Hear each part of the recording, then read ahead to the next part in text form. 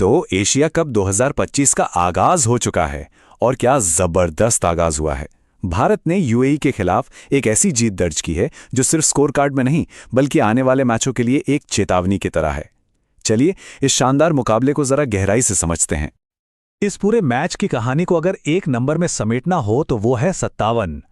ये सिर्फ एक स्कोर नहीं है, ये एक सवाल है। सवाल ये कि आखिर एशिया कप जैसे बड़े टूर्नामेंट में कोई टीम इतने कम स्कोर पर ऑल आउट हो कैसे गई। आइए इसी सवाल का जवाब ढूंढते हैं। देखिए, जब आप डिफेंडिंग चैंपियन के तौर पर टूर्नामेंट में उतरते हैं तो उम्मीदों का बोझ तो होता ही है। और इस मैच में टीम इंडिया ने सिर्फ जीत हासिल नहीं की है बल्कि एक जोरदार बयान दिया है कि वो इस ट्रॉफी को बचाने के लिए पूरी तरह से तैयार हैं। अब जरा आंकड़ों को देखिए, ये खुद पूरी कहानी बयां कर देते हैं। 9 विकेट से जीत और लक्ष्य को 93 गेंदें रहते हुए हासिल कर लेना, मतलब आधे से ज्यादा ओवर तो बचे ही रह गए। ये दिखाता है कि डोमिनेशन किस लेवल का था, हर डिपार्टमेंट में एक तरफा प्रदर्शन। तो सवाल पर वापस आते हैं, आखिर यूएई की बैटिंग लाइनअप 57 पर ढेर कैसे हो गई। इसकी कहानी शुरू होती है भारतीय गेंदबाजों के एक शानदार और सोचे समझे प्लान से, जिसने इस एक तरफा जीत की नींव रखी।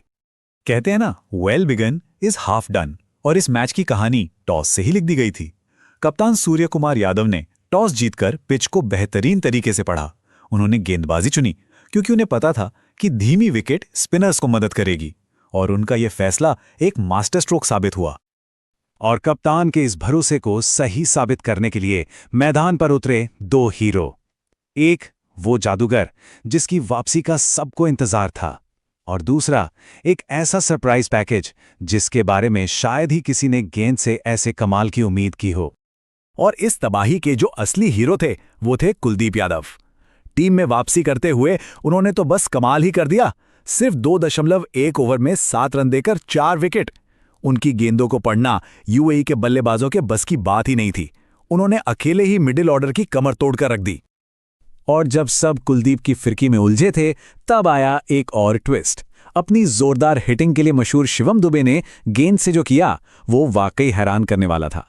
सिर्फ 10 गेंदों में 4 रन देकर 3 विकेट। ये उनके करियर का बेस्ट परफॉर्मेंस था और इसने साबित कर दिया कि भारत की बेंच स्ट्रेंथ कितनी मजबूत है। लेकिन देखिए, ये कहानी सिर्फ कुलदीप और दुबे की नहीं थी, ये एक टीम एफर्ट था। आप किसी भी गेंदबाज की इकोनॉमी देखिए, सबने मिलकर यूएई पर दबाव बनाए रखा और उन्हें सिर्फ 13.1 ओवर में 57 रनों पर समेट दिया। ये एक परफेक्ट बॉलिंग अटैक का नमूना था। तो गेंदबाजों ने तो अपना काम कर दिया, और वो भी बहुत जल्दी। अब बारी थी बल्लेबाजों की, और उन्हें तो गेंदबाजों से भी ज्यादा जल्दी थी। चलिए देखते हैं कि इस छोटे से लक्ष्य का पीछा एक आंधी की तरह कैसे किया गया। और इरादे वो तो पहली गेंद पर जाहिर हो गए। अभिषेक शर्मा ने पारी की पहली गेंद पर छक्का लगाकर बता दिया कि मैच जल्दी खत्म होने वाला है। उनके इसी बेखौफ अंदाज की कप्तान ने भी जमकर तारीफ की। तो एक तरफ अभिषेक थे और दूसरी तरफ टीम में वापसी कर रहे शुभमन गिल। उन्होंने भी दिखा दिया कि वो किस क्लास के प्लेयर हैं। गिल ने कलाई के एक हल्के से इशारे से ऐसा शानदार छक्का लगाया कि कमेंट्री बॉक्स में बैठे वसीम अकरम जैसे दिग्गज भी खुद को अविश्वसनीय शॉट कहने से रोक नहीं पा रहे। और नतीजा सिर्फ 4.3 ओवर्स यानी 27 गेंदों में खेल खत्म। T20 में ये एक मजाक की तरह लगता है। ये सिर्फ एक जीत नहीं, ये T20 इंटरनेशनल में भारत की अब तक की सबसे तेज जीत है। बल्लेबाजों ने बिल्कुल भी रहम नहीं दिखाया।